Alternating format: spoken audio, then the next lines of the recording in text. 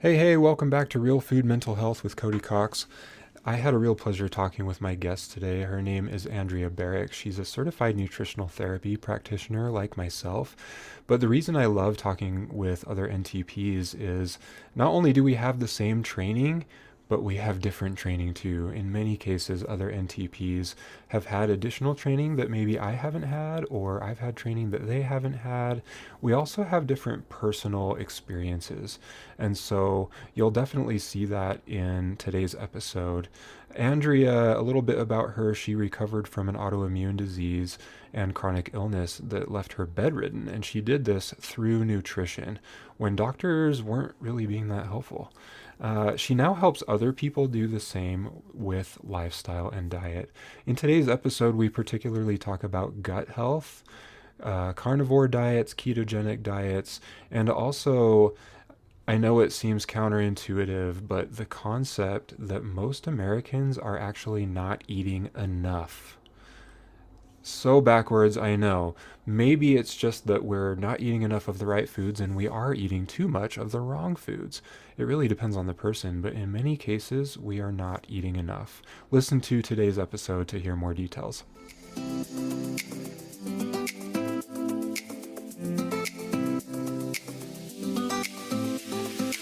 Welcome to the Real Food Mental Health Podcast, where we explore the powerful connection between mental and physical health. My name is Cody Cox, a holistic nutritional psychotherapist, and I'm here to guide you on a journey to true wellness, mind, body, and spirit. If you're tired of quick fixes and want real solutions that address the root cause, you're in the right place. Let's get started on your path to lasting wellness. Welcome back to Real Food Mental Health with Cody Cox. Today I have Andrea Barrick. Andrea, welcome. Hey, Cody, thanks for having me. So, Andrea, you are a nutritional therapy practitioner like myself. Actually want to start with your personal journey. What led you to nutritional therapy? Did you have your own NTP that you hired, or did you just kind of figure it out yourself and you decided that you wanted to become an NTP? Yeah, so my story is long, but I'll try and pull out the special pieces. Um, it kind of started when I was young. I was about 8, and I started getting a lot of panic attacks and muscle spasms and joint pain, and I would go to the doctors, and they're like, "There's nothing wrong with you. You'll grow out of it." Um, all those things. So fast forward, I ended up getting a traumatic brain injury in middle school, which led to more issues. And then in high school, I started to get digestive issues, hormonal issues, and I was just like chronically fatigued, had crazy brain fog, and I had no idea what was going on. So I actually ended up um, finding a chiropractor because I had a sports injury, and she used the low level light therapy on my sports injury, and it healed it. And I was like, okay, well, I have all these other things going on. Do you think you can help me with that? Um, and she ended up doing muscle testing, which is I'm certified in muscle testing as well. Um, and she muscle tested me, and there were some food sensitivities, and I was eating too much sugar and, all those things. So I reduced my refined sugar and my wheat intake, and most of my symptoms either resolved or got better. But as time went on, I strayed away from that path, I guess you could say. And I started pursuing other goals. I had ended up working for her, got my certification, was seeing patients. Um, but I just was in my young 20. I'm in my 20s still, but I was like 19, 20, and I still didn't know what I wanted to do with my life. So I went off the track, and then I ended up becoming bedridden at age 23. Um, I had contracted COVID, and I recovered completely fine. And then one day I woke up and I went to work out, and I got super dizzy and I couldn't breathe. And so I was like, I'm just dehydrated. There's nothing wrong. Um, and then the next day it happened again. And I ended up in the emergency room, and they're like, there's something wrong with your heart. You need to go see a cardiologist. And ever since that day, I like couldn't get out of bed. I would sit up, my heart rate would spike, my blood pressure would drop, and I eventually got a diagnosis of POTS and lupus. And the Western medicine world offered me nothing. They gave me either anxiety medication or like things to reduce my pain, which I'm like, I don't have, I mean, yeah, I'm anxious because I don't feel good and there's something wrong, but it's not like I don't have anxiety, you know? And so I went back to where I used to work, and she's actually an NTP herself. Um, Not the doctor that I work for, but she had another employee over there. And I was like telling her everything that was going on. She's like, I think you have Lyme disease. Um, and she's like, you need to go carnivore. And I was like, what? No, that's crazy. We need all these other things. But at that time, I was desperate. I had lost, I mean, 40, 50 pounds. I could barely walk. I couldn't drive. I was miserable. Um, and, oh, I wanted to back up, actually. Let me back up a little bit. Because when I was bedridden, it wasn't just physical pain that I was experiencing. I had terrible psychosis, and I was hearing things and seeing things. I begged my mom to take me to psych, because I just had so much inflammation in my brain and my body, and I had no idea what was going on. I'm I'm so blessed that my mom did not take me to the psych ward, because they probably would have just given me medication and sent me home. Mm-hmm. Um, but during that time, I would just lock myself in the bedroom because I was scared I was going to hurt myself. I was scared I was going to hurt other people, because of the intrusive thoughts and everything that I had to deal with my illness, because I had lost everything.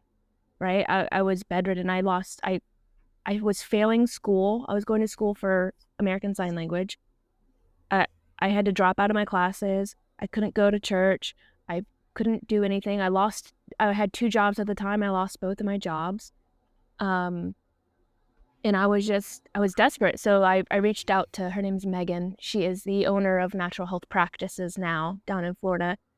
And she was like, I think you have Lyme disease. And that's when I went down the rabbit hole of all of those. So we ended up finding black mold in my house. And I think that was mostly the contributor to all of the mental health issues. And I was also working in one of the restaurants I worked at had black mold in it too. And so, Wow. yeah, I was just living in it and working in it. And then I got COVID, and it's just like everything just piled up, and my body couldn't handle it anymore. And so I ended up going carnivore, which helped tremendously. I think mostly because I wasn't eating, and I started eating again. So within 2 weeks, I got some of my strength back. The mental clarity came back. The intrusive thoughts didn't totally go away. That took a while, but they definitely subsided a lot to where I was able to like fight, get up and fight. And so that was, I'll be 27 in April. So that was about 4 years ago all of this happened. And I no longer have the lupus diagnosis. I was able to reverse that. And then my POTS, I'm still working on it. I'm very functional. I rarely have any symptoms, but when they test me in the clinic, I do still have like the orthostatic intolerance. Those tests come back positive, but I I eat well, I eat enough, and drink a lot of salt and water, and it seems to keep me at bay. You drink salt water. I do. Yeah, my cardiologist is like, when I first got sick, because she's like, I don't want to put you on beta blockers. You're young. And I was like, cool, thanks. And she was like, but you need to start consuming a lot of salt. And she's like, I typically don't tell my patients this, but you need a lot of salt and water because my blood pressure was so low. Hmm. And that's when I was like looking into all of these things. I had low potassium and low blood pressure, and those are all symptoms of exposure to black mold. Interesting. And so the carnivore diet helped tremendously. Yeah. I've been curious. I haven't done a carnivore diet myself, Yeah. but it seems to be a theme that I keep hearing from guests that when there's a severe issue like what you have just described, typically the carnivore will help reverse it. How does somebody go into carnivore? Did you just kind of dive right into it cold turkey, or did you transition? Or maybe you dived into it cold turkey, but you wish you had transitioned in a better way. Like, what do you think? Like I said, I had such brain fog and mental things going on at the time. Um, the only thing I remember, so I was only eating cauliflower and onions cooked in olive oil and like zucchini. Like those were my only like quote unquote safe foods at the time because I had eaten um meat and I had gotten hives from it. And so I was having allergic reactions to everything. And then so I went down the rabbit hole of like mast cell activation syndrome, which is triggered by either like viruses, mold, Lyme, you can get it from all those things. And so I was actually really hesitant to start carnivore because meat can have high histamine. Yeah. Um, but I found Rebecca Heichman. I'm not sure if you're familiar with her, but she struggled with chronic illness for years and she ended up doing carnivore. She had mast cell issues, and I was able to find um, meat that was either frozen upon being butchered, so the histamine was lower, and then I like wouldn't recook my food. So I overnight I went from eating cauliflower. The next day I bought some frozen ribeyes, and I ordered lamb on Billy Doe Meats, and they shipped it to my house. And I ate ribeyes and lamb shoulders for like a year straight. And I wouldn't change it for the world. I jumped right into it. And I was already doing electrolytes because of the POTS diagnosis. So Hmm. I think my transition, and I wasn't really eating anything anyways. So I think my transition was a lot better, but it was Yeah. more out of desperation than I'm trying to lose weight, Because if Yeah. you're trying to lose weight, I think transitioning is better because, You have time. well, you have time, but also there could you could just still be under eating.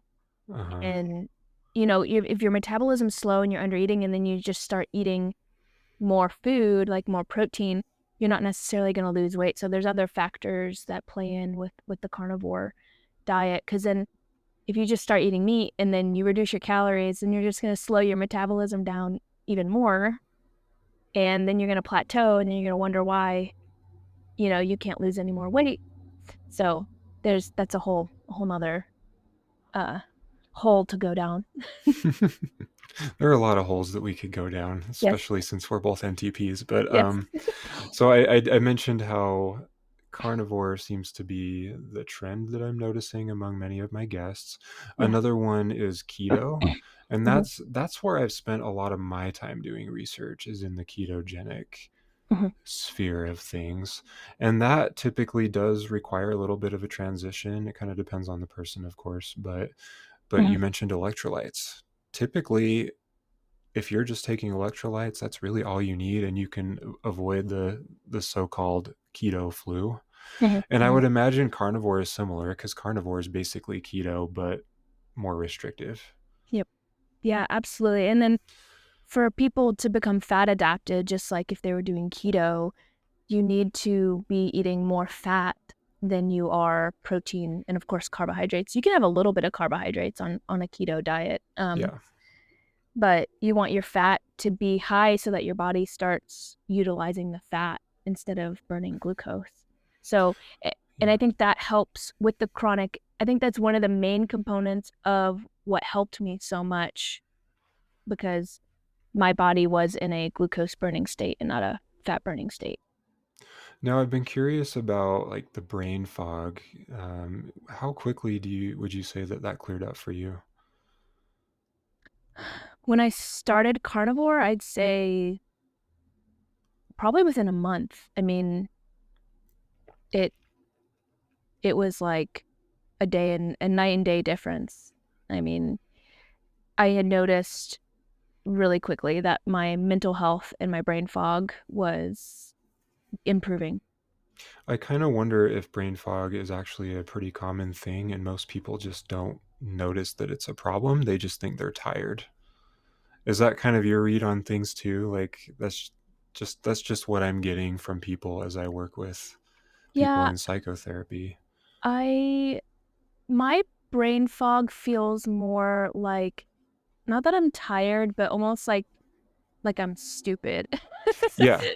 Like I like can't concentrate. I can't like it's interesting. It's like it's almost like I can't see straight. Like I Hmm. just it's so foggy, right? Um I think fatigue, like chronic fatigue definitely has something to do with it, and our adrenals play a big part in all of that. Um and I see a lot of people who think they're fatigued though, but they're actually like depressed. I've seen that a lot. Um, And they often go hand in hand. yeah. If a person is depressed, quite often they also have low energy. And so, I mean, that's why we look at these things holistically because there are so many different factors that can play into a person's health. It's not just, oh, you have depression, let's give you this one size fits all protocol. Right. It's very bio individual. Right. Yeah. But yeah, I think that's a good way to describe the brain fog. It's like you feel like you're stupid, like you can't think clearly, you can't see clearly, which I've experienced this myself before. It's not literally that you can't see clearly, but Right. it's like that you mentally can't see clearly. I'm not quite sure how to describe that, but I do know what you're talking about just based on my experience.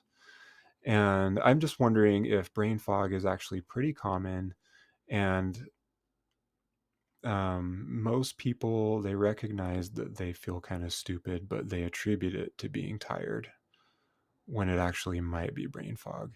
And brain fog, I've actually done some recent research on this. Brain fog is a sign that you're not handling carbohydrates well. Mm, mm-hmm. And so, Yeah. quite often, if you go on a ketogenic diet or a carnivore diet, which, like I said, is also a ketogenic diet, you're cutting out the carbs mostly or completely. And by doing that, you're allowing your body to reset so that when you do start eating carbs, hopefully in their whole form, you'll be able to handle them better. Yeah. I've definitely with the blood sugar spikes and stuff can cause the brain fog. But I wanted to say something too. When I was in high school and I started seeing Dr. Shelley, I didn't know I had brain fog until I didn't have it. Yeah. Like everything became so much clearer. I felt like Superwoman. I was like, this is great. Is this how we're supposed to feel all the time? Like I've never experienced this much clarity and I could think and I could study and I could like do all these things. I'm like, this is great. And I And used to not yeah, be and like that. that's what I mean. I think a lot of people have it, but they think it's normal, so they don't question it. Yeah. Yeah, So, like, I exactly. mean, you hear cases all the time of Americans, particularly, working that 8 to 5 Monday through Friday job. There's always that afternoon slump. And yeah, that's a blood sugar thing too. But they've got this brain fog that they don't realize is brain fog. They don't realize it's a clinical problem. Hmm. They just think, oh, it's just the end of the day or it's the end of the week. I can't wait until the weekend. Yeah. But if they can tackle that brain fog or balance their blood sugar a little bit better, which typically a ketogenic or carnivore diet can do that, they're going to feel so much better, like probably even better than they've ever felt, kind of like what you described. Hmm. And then they'll realize, I've had a problem all this time. Yep. That's most patients, they realize they're like, I within a week of just like increasing their protein and reducing their carbs, they're like, we feel great. And I'm like, you've been missing out your whole life. No. But I did with the brain fog too. I've noticed since I was such strict carnivore, I slowly added foods back in, and I was able to see what foods caused issues and which foods didn't. And soy actually causes me to have brain fog. Oh, Um, interesting. yeah. So I try and stay away from soy. Um, Carbs, not so much. When I started introducing carbs, um, I definitely my body still I feel like it wasn't metabolically flexible. And even like right now I'm actually transitioning back into more ketogenic because I was doing more of just like a uh not intuitive, but I was just kind of like adding food into my diet Mm-hmm. and trying to see what works well, what doesn't. And I was eating more carbs and just trying to do it that way. But I think I feel better like carnivore, ketovore kind of. I feel best that way for sure. Mm-hmm. I think most people will do better on a low carb diet, and I'm not saying keto. Like, yeah, for some people keto, but at least low carb. We tend to abuse the carbs, but then also we were kind of talking before we started the recording about how most people actually undereat. Yeah. And then when we do eat, what are we eating? We're eating carbs. Yep. So I can't help but think, I mean, obviously I'm a therapist myself, so I'm kind of biased to noticing these things among other therapists. I've had several jobs in just different environments as a therapist, and I've noticed that most therapists simply don't eat lunch. Yeah. And I think that's a lot of people, but if people are eating, what are they eating? Like I said, it's carbs or maybe they're getting some fast food. It's still not great. So what would you recommend to the busy professional who maybe they only have a half hour lunch break or maybe an hour if they're lucky? What would you recommend if they needed to eat lunch or get more calories in their day? Yeah. So, well, first, I wanted to talk about our metabolism a little bit because I think that'll help your audience understand why it is important to maintain a higher caloric intake. Because our body adapts to our environment. Our body's very smart. So when we start eating lower calories, it's going to slow our metabolism down. So if during the week you're only eating 900 calories a day, and then on the weekend you're drinking beer and you're going out and you're having 3,000 calories plus, your body's going to start utilizing those extra calories and turning it into fat because your body thinks that it's not going to get that amount of energy again. So, doing those where you're hustling all week and then eating a lot or binging, that's where you see that weight gain quickly because your body's like, I'm in survival mode. I'm not getting enough. And this right here, now that I have enough, I'm going to keep on, hold on to it because I don't think I'm going to get any. Mm-hmm. So, to speed up our metabolism, we need to have a steady influx of calories so that our body can feel safe and start utilizing those calories to actually help us breathe and make our hair grow, and obviously calm our stress responses. So for people who work the 9 to 5 and have a hard time getting, I guess, a lunch break, I guess with my other job, I was strictly carnivore. What I would do was just pack meat and I would just eat that. I mean, I would eat 2 patties for breakfast, 2 patties for dinner or for lunch, and then 2 patties for dinner. And it was easy and simple and it wasn't stressful because I knew exactly what I was going to eat and it was already prepared. Um, but let me go back. So if you're working a 9 to 5, breakfast is definitely going to be super important. High protein, high fat. So eggs with sausage. Maybe you can throw in some veggies if you want. Um, and that will hopefully sustain you, but it's still not gonna be enough calories. So you're definitely gonna have to have some type of lunch. Um, I think meal prepping is just a secret to everything. Yeah. Just being prepared. I love this quote. It's failing to prepare is preparing to fail. So if you want to succeed and you don't want to end up with diseases and fatigue and brain fog, then you're just going to have to prepare and change those habits. So making sure you have some type of, again, high fat, high protein lunch, so that you're not reaching for those carbohydrates is going to be really, really important.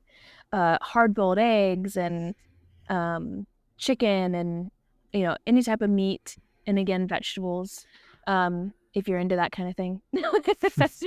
um, but even like avocados, you can do sourdough bread and avocado and turkey and or like a turkey and cheese roll up. Like those are good too if you're rushing between clients and you need to eat something really quick. Obviously, I don't suggest you rushing and eating because digestion does start in the brain. So it's really important to sit down and relax and eat your food. But there are some cases where that's not possible. So beef sticks, protein shakes, and the meat and cheese roll-ups are really convenient in those times. And then for dinner, again, meal prepping or just cooking a good quality protein with some more of the complex carbohydrates like sweet potatoes and Brussels sprouts and things like that. If you just stick to that, you should see improvement in all areas of your life. Restricting the processed foods and sticking to meat and vegetables and good quality fats like avocado and fish, you'll be set. Yeah, I tell everybody if you're not going to do anything else, just eat whole foods.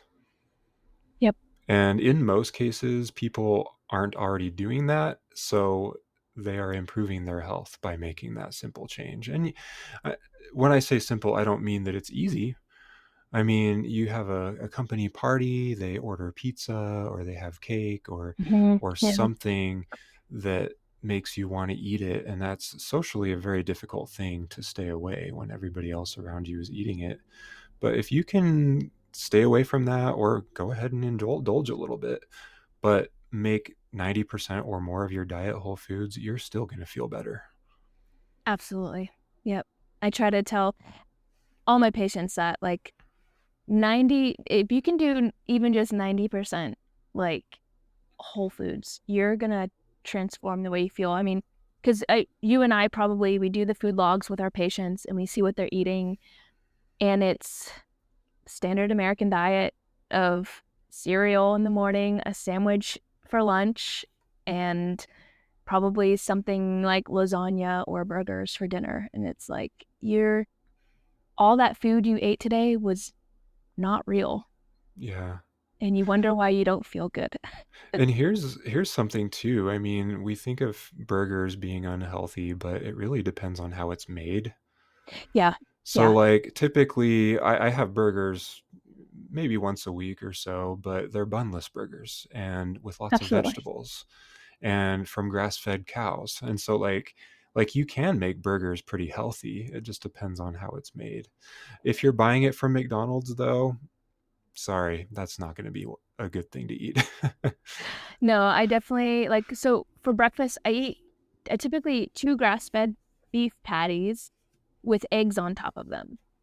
Um, and it's great and I love it. But and sometimes I'll put avocado on there. But no bread or anything like that. I do make my own sourdough bread every once in a while. I But love homemade sourdough. I know it's that's the problem, is that I love it so much that I could eat the whole loaf. And so I just restrain from making it frequently.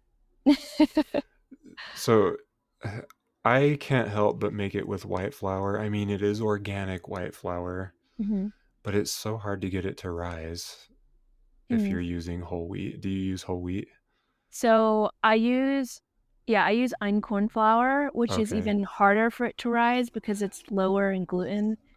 But Yeah, it's not as elastic too yeah, because it's lower in gluten, so it doesn't stick together as much. yeah. But I've made I use the whole wheat einkorn flour, and I've made 2 or 3 loaves so far with it and without a problem. It just sometimes it takes a little bit more because I don't have a starter. I always have to like make the starter. So the starter takes a little bit longer to make, but um yeah, I typically have bread within 10 days. It's a long process. And Americans are very impatient. I think it's just a Yeah. cultural thing. 10 days sounds like a long time, but when you think about it, like if it's purely homemade, I mean, obviously you're not growing the wheat yourself, but Yeah. other than that, it's purely homemade. It's like, that's pretty good. Like, I mean, 10 days, that's a reasonable time to be making a good, healthy loaf of bread. Well, and I think that too is part of why we see so much disease and even mental health is we've lost our our connection with food. Like food isn't supposed to be fast and convenient. Like Yeah. it takes days to make something sometimes, or like fermenting our vegetables or letting our plants soak or sprout, or butchering animals. Like it'll take years sometimes to have a cow be in its prime to where you can kill it. Like it's not something that's always ready and available. And I think we've lost our honor. Like we don't Hmm. honor our food anymore. And that's a big issue, I feel like. I often think about squirrels. I used to live in Arizona when I was in graduate school, where they have squirrels in up in the mountains anyway. Yeah. And they have a huge issue down there with, in the wintertime particularly, squirrels will get up like in the engine bay of your car, and like maybe Oh. it's rats. I think it's rats too. They Mhm. will chew on the wires under your car and build like a nest and get ready for the winter.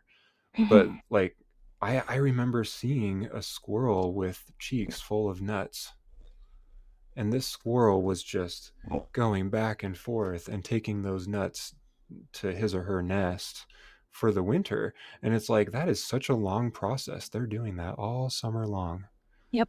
And Yep. humans are actually kind of meant to do that too. I mean, we're not gathering nuts, but we have our own food that we need to prepare, and we need to be patient with it, because ultimately when we are patient, we digest it better. It ends up being more Yep. nutrient dense. It's just all around higher quality. Yeah, I tell my patients this. I say, before grocery stores, would you be eating pineapple in the middle of winter? They're like, no. I'm like, that's the problem right there.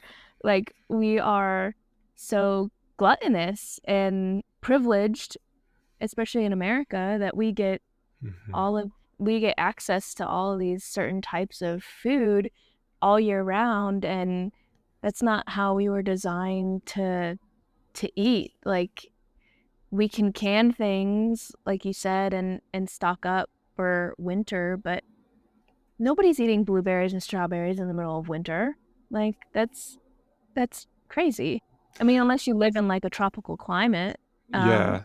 And but that's most, just it. I think a lot of people, especially if they're on like the vegan train, they mhm, think that we should be eating more plant foods most of the yeah, time. Even if they're eating meat, it's like it should mostly be plant foods that we're eating. But yeah, if you think about it ancestrally, that doesn't make sense at all. yep, So right now I live in northern Utah, not too far from the Idaho border, and it gets pretty cold here. We can't grow food for at least half of the year mm, because it's so cold. And if we weren't in a drought, it would be really snowy, but right now it's not. But either way, we can't grow food. And so, ancestrally speaking, the people who lived here 200, 300 years ago in this same area, they weren't eating plant foods. What were they eating? Mostly meat. yep, So, in the wintertime, we really should be eating meat. And I mean, I'm not saying plant foods are bad to eat, but hopefully they're seasonal. yeah. Food was never meant to travel 1,500 miles before it reaches our plates. No, and God knows what else is sprayed on them, and Yeah. with them putting all those new chemicals and stuff, and it's just in our soil too. I mean, our soil's just been, I guess this isn't really a good term, but it's been raped. I mean, they just keep tilling it and spraying chemicals on it to yield a harvest, and it doesn't get time to rest. And it's almost sad because it's not how it's supposed to be. We're supposed to let the ground rest, and we're supposed to have those other crops be planted to put nutrients into the soil with the regenerative Hmm. agriculture, and have the animals, fertilize the land, or um, even like animals who just die, like leave them on the ground so it can go into the ground, and we just disregard the circle of life, Yeah, really. that's funny that you said that right as I was thinking the words, the circle of life. And of course, I'm thinking of the Lion King too. But yeah, I mean, we tend to disrupt that circle, don't we? Yeah, And in doing so, we are creating disease for ourselves. yeah, I totally agree. 100%. If you want to support this podcast, go to kofi.com/Cody Cox. That's ko-fi.com/Cody Cox. I think glyphosate too has a lot to do with brain fog. So Yeah, I mean, glyphosate or other toxins, yeah, I mean, they're not just using glyphosate, but that definitely is one of the big ones that yeah, they're spraying on the crops. And even some organic foods have glyphosate. And I mean, in much, much smaller amounts. So anybody who's listening to this, don't just assume that organic is not worth it. It totally is. It's going to have a trace amount of poisons in it still, but I would personally rather have a trace amount of poison instead of eating food that had the poison directly sprayed on it. yeah, yeah, absolutely. And that's just a contributing factor though to leaky gut, which is a huge factor to mental health issues and brain fog. Hmm. When our gut becomes permeable, all those toxins and food particles that aren't supposed to be outside of our gut gets into our bloodstream, and our body will start attacking it, just like any kind of autoimmune disease. Um, it's it's all connected. And when people come to me with anxiety and depression, and brain fog, I'm like, let's take a look at your gut. What are you eating? Are you going to the bathroom every day? Do you have acid reflux? You know, all these things. They're so important. Or gas is one that I think a lot of people think is pretty normal. Yes. But Yes. if you have a lot of gas, it's probably not so normal. Or maybe it is normal, but it's not healthy. So I guess I should clarify that. Normal Yeah. is not necessarily healthy. When I mean, for that whole year of carnivore, I mean, I had like no gas. None. None. And then when I started adding food back in, I'm like, oh, this is weird. This is what caused my bloating and my gas. This is crazy. And then I had a couple patients actually this week. I told him to stop eating salad, and he's like, "What? Salad's good for you?" And I'm like, "Just trust me. Just stop eating salad."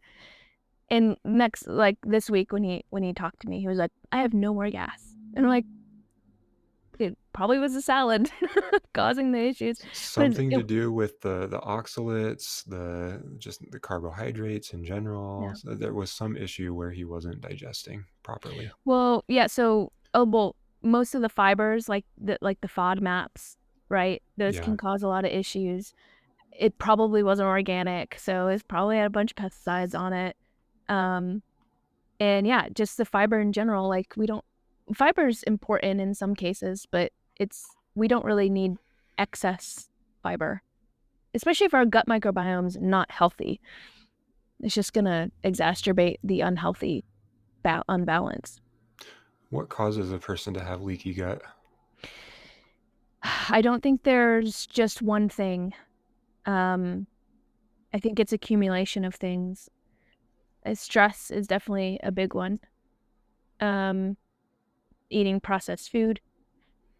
Um, Not like having your circadian rhythm all messed up. So not having adequate amounts of red light to blue light can definitely mess up our gut.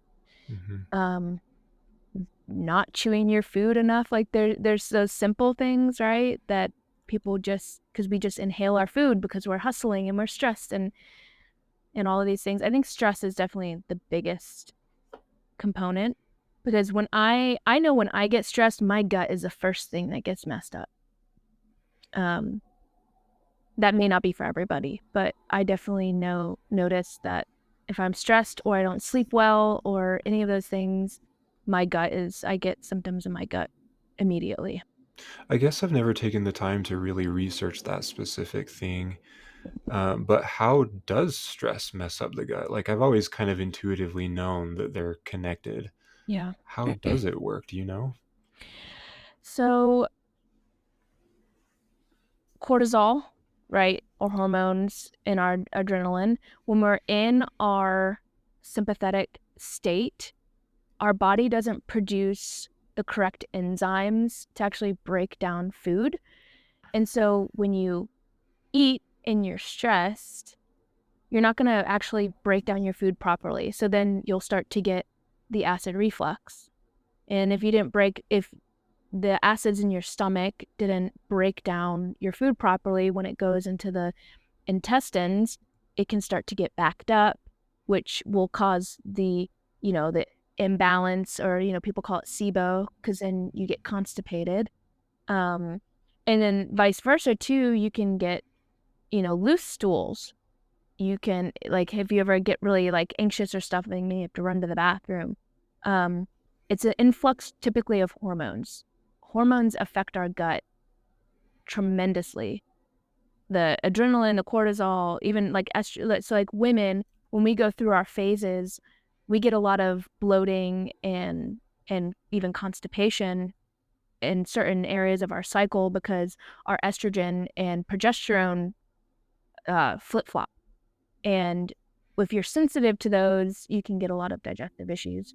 So I think hormones play a big role in it. And then when you look further down the hormone trail, it's stress, typically. And then when I mean stress too, it's not just mental and psychological stress. There are stressors in our life that affect our nervous system, like chemicals, heavy metals, the food we eat, and our environment, like mold, Lyme disease. All those things can affect our nervous system, which then affects our gut. And we were talking earlier too about people not eating enough. Yeah. That can mess with your hormones and cause leaky gut. Yes. Yep.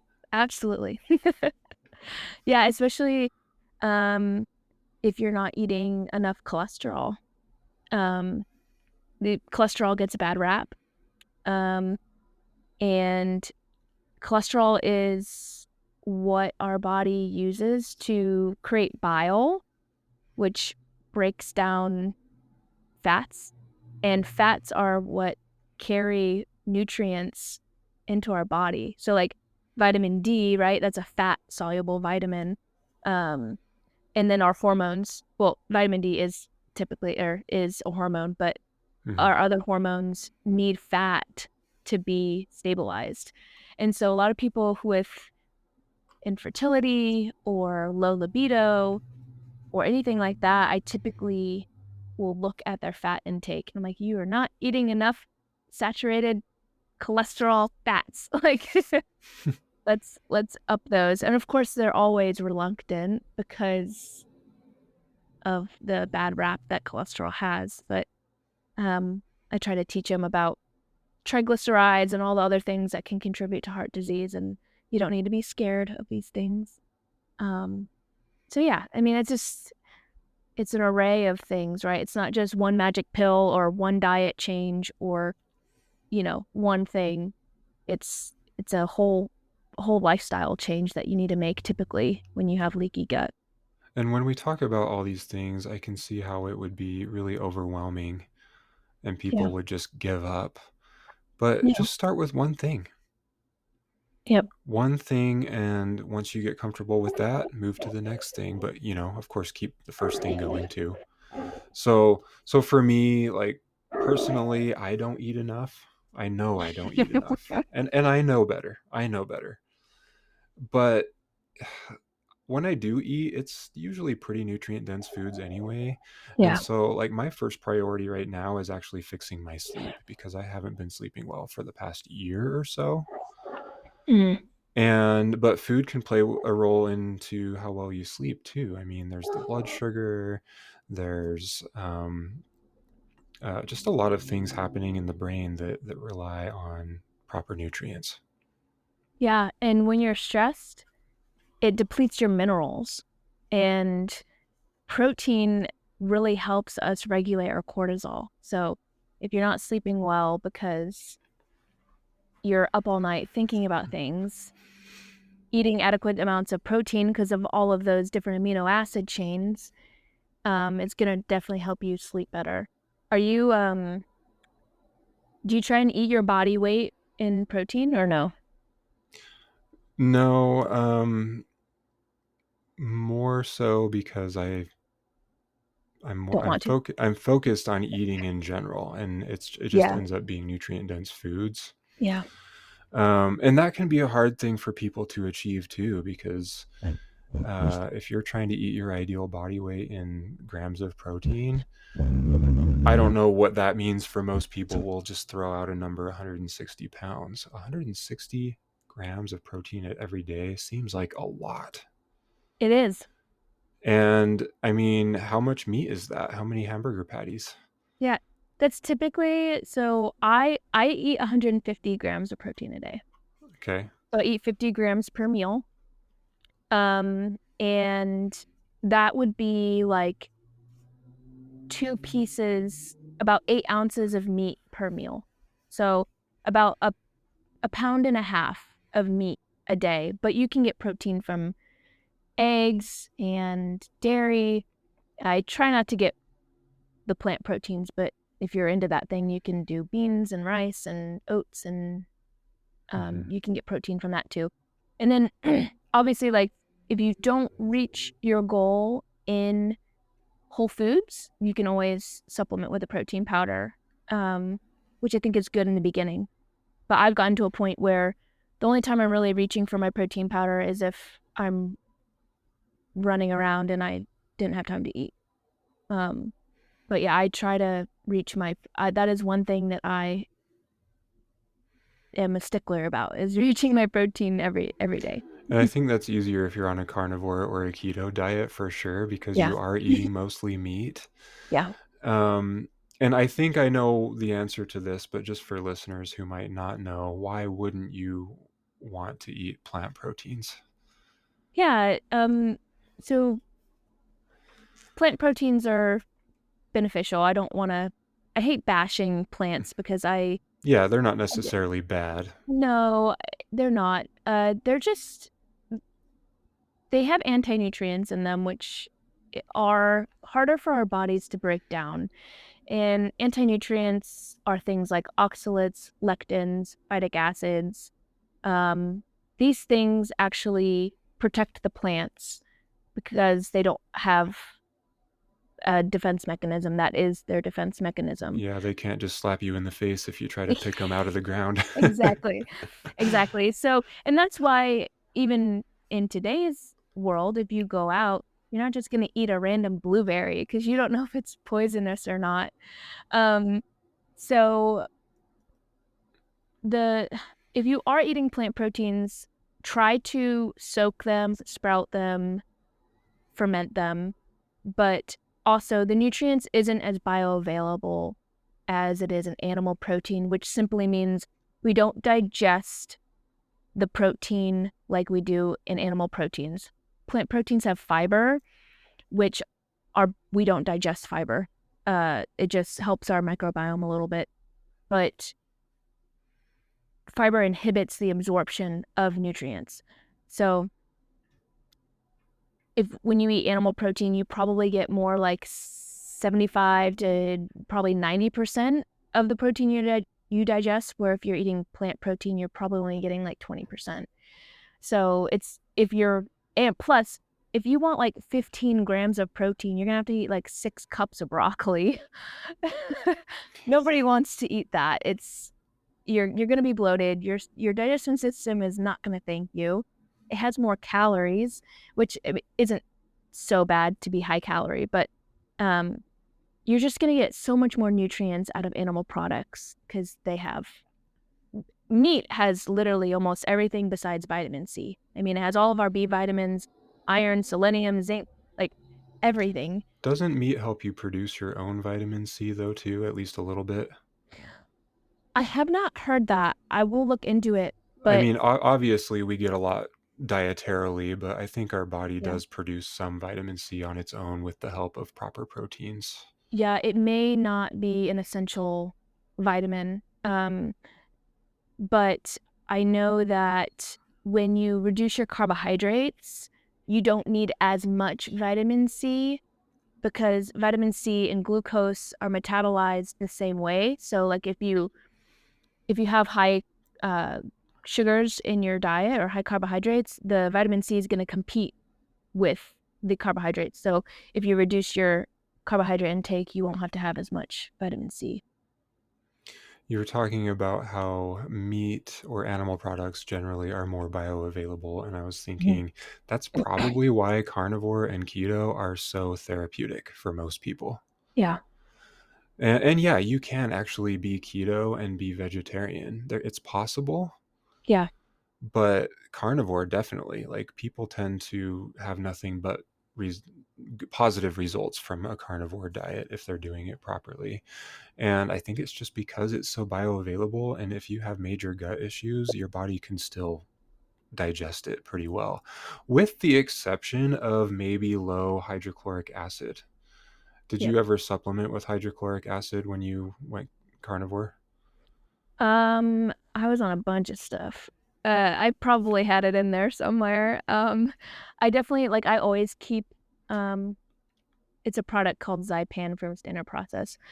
I always keep that on me, especially if I eat out just because of the oils and I don't know what else is in there. So it helps break down that, but I typically I think your body, once you start increasing your protein, your body will adjust.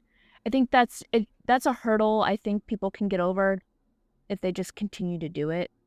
Because your body's like, oh, I'm finally getting more protein. Let me produce more enzymes to break it down. But yeah, definitely like ox bile was beneficial for me. I have a gallbladder, but I had a lot of parasite issues. I had a lot of liver flukes and stuff. So I had to do like a parasite cleanse and get those out. And now my gallbladder works great, but it wasn't prior. So yeah, and yeah, I say those things too because everybody's so different. Everybody has different needs. And that's why I think it's super important to work with somebody like you and or I because we can look at it as a bigger picture and Mm-hmm. say, hey, actually, this may not work for you because of X, Y, and Z. Why don't we focus on this first? Let's uh, just eat whole foods. Don't go straight carnivore, so we can like guide them. Yeah, I actually started this podcast because I wanted to get this information out there, and I know it is Mm. out there in other ways and even on other podcasts, but you don't hear a lot of this stuff coming from psychotherapists. Right. And I wanted people to see the connection between mental health and not just nutrition, but lifestyle. And if you remember from one of our textbooks, the digestive wellness textbook, it says right at the beginning that Right behind me. the word diet comes from the ancient Greek, which means a manner of living. And so when you think about diet and lifestyle, they're kind of like Mm. synonyms. Mm. Yeah. Yeah. And but because it's all so interrelated, I've even thought about changing the name of this podcast because it's like it's not just about mental health, it's about wellness, overall health. Absolutely. Yeah. I tell my patients, I'm like, diet is more than just what you put in your mouth. It's your environment. It's what you listen to. It's who you surround yourself with. It's what you look at.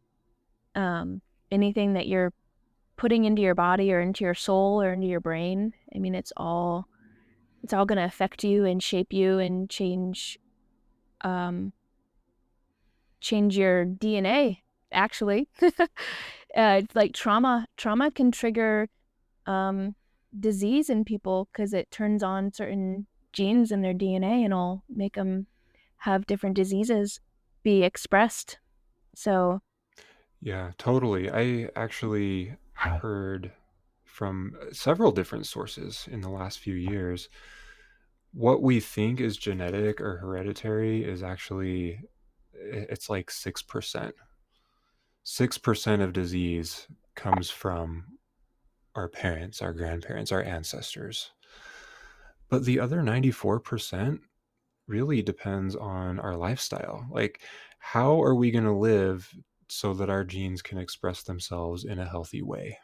yeah, exactly. That's another thing. I try to have to, tell my patients, I'm like, diabetes doesn't run in your family. It's because nobody runs in your family, you know?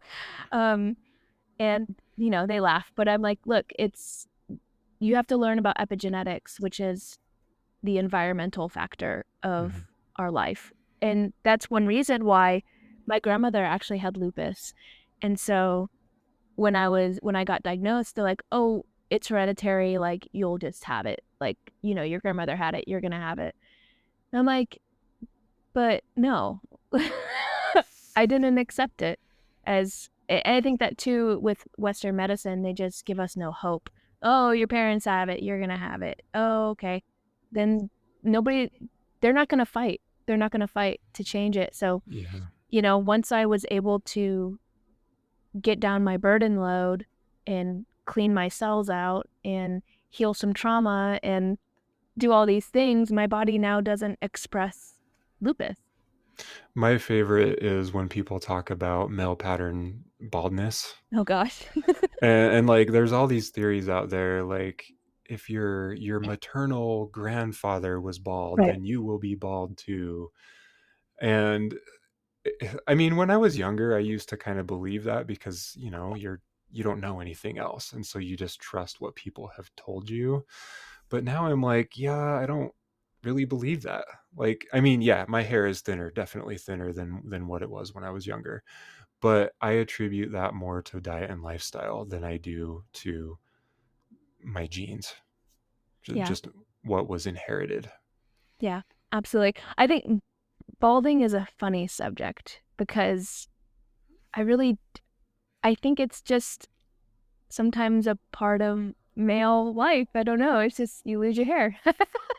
um I cuz I you can cut this out if you want, but in the Bible it talks about how they like with what's the disease? The the leprosy. They Mm. like check for leprosy and it's like, oh, if they're balding or if they're losing hair, you need to check for this, this, and this. And then it's like if it doesn't show up this way, then they're just balding. Like it's been a thing like that's been for years and years and years and years. Like it's just something that happens, with older people, just like our hair getting gray. But I definitely think our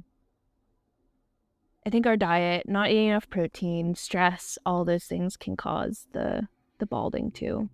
Because I I think know I much of it stems from gut health, blood sugar. They kind of go hand in hand, really. yeah. But I've heard from many places that it's whether it's a mental health issue, a physical health issue, it might even tie a little bit into spirituality. If you've got gut issues, it's Mhm. going to spread in and manifest in many different ways. Yeah. Yep. We are running out of time, Yeah. Andrea. So I'm going to ask you one question. Mhm. If you could change the way, one thing about the way people approach health and wellness, what would it be? Man, one thing. So I would say that if you have symptoms, don't push them under the rug and don't rely on the typical blood work panel that you get at your doctor's office. Try and find an alternative medicine, whatever, functional medicine, an NTP, somebody like us who actually take symptoms seriously, because just like we said earlier, just because a symptom is normal doesn't mean that It's it's, healthy. yeah. Yeah. Just because everybody's experiencing PCOS doesn't mean it's normal, right? And so advocating for yourself, trusting that there is something wrong, not stressing over it, but actually searching and finding something, because it's like a check engine light going off. If you have a symptom, your body is telling you there's something wrong. And it could be as simple as a nutrient deficiency, or it could be as complex as having Lyme disease and mold illness. Like, there's so different spectrums. So what I would tell people is to not give up and search for answers when they have symptoms, especially chronic symptoms. One last thing, if people wanted to work with you, how can they find you? Yeah, so that's a little complicated, but um, I work for a clinic up in Pennsylvania. It's called Blue Mountain Wellness. And you are more than welcome to check them out, and you can work with me through them, or you can just go to my social media platforms and contact me there, and we can do one-on-one consultations that way as well. My Instagram, I think all my platforms is Andrea Barrick Wellness, all one word. So you can find me on Instagram and YouTube and Spotify. My podcast is Faith, Fitness, and Chronic Illness. So you can find me on podcast platforms that way. And yeah, reach out. I'll be happy to help you out, or at least point you in the right direction. Great. Thanks so much, Andrea. It was great talking to you. If you're feeling like you would like to get started on a low carb or keto or carnivore or just a general whole food diet, you might be interested in my small group nutrition program. To learn more, go to beavercreekwellness.com/restart. You can also register there. As of right now, I have got 2 groups coming up. One is beginning on April 22nd and starts at 6 p.m. Mountain Time. That's a Tuesday evening. It goes for 5 weeks. The other class that I have scheduled right now is May 24th. That's on a Saturday morning at 9:30 a.m. Mountain Time. So again, go to beavercreekwellness.com/restart to learn more. If you enjoyed this episode, make sure you leave a review. That really helps me out. And also subscribe to the show wherever you listen to your podcasts. Real Food Mental Health is intended for informational and entertainment purposes only. The information presented on this podcast is not intended to replace any medical advice, diagnosis, or treatment. While I am a healthcare provider, I am not your provider. Always seek the advice of an appropriate healthcare practitioner with any personal questions you may have regarding a medical condition. Never disregard professional medical advice or delay in seeking it because of something you have heard on this podcast. Reliance on information provided by this podcast is at your own risk.